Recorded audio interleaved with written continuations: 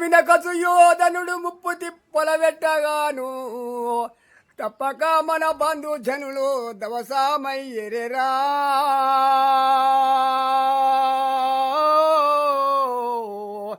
యుద్ధము నాకు హింస నొందిరిరా గొప్ప పూజలు మనకు గురు భీష్మాచారులు ఎల్లప్పుడిటు వారు ఎరుగారు కనరైరి దవసామయ్యెరెరా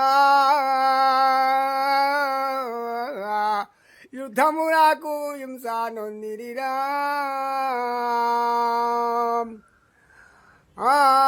బాలుడ ప్రవలాదుడ చాలించుర విష్ణు భక్తి సరసము తోడన్ మేలను సుధన జనాదుని మూలనా నిలిచుండలదిగో ముదమాల రంగా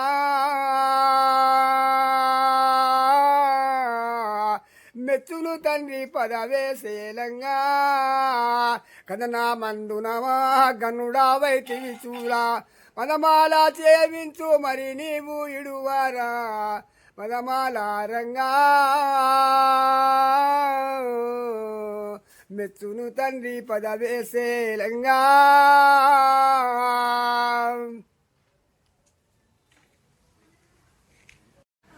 చింతపట్ల రాములు మా కాక, మా సొంతం కాక కాబట్టి ఒక పాట పాడాలని చెప్పేసి ప్రజలకు వినవేడాలి, నా గొంతు ప్రజల్లోకి తీసుకుపోయాలని అనుకోవడం జరిగింది. ఆయనకు వచ్చినటువంటి ఏదైతే పాట ఉన్నదో భజన పాట కానీ భాగవతం పాట కానీ వచ్చినటువంటి పాటను కొంచెం పాడినటువంటి పాటలు కొన్ని చిన్న చిన్న కటింగ్ చేసి ఒక యూట్యూబ్ చేయాలనుకుంటున్నాము.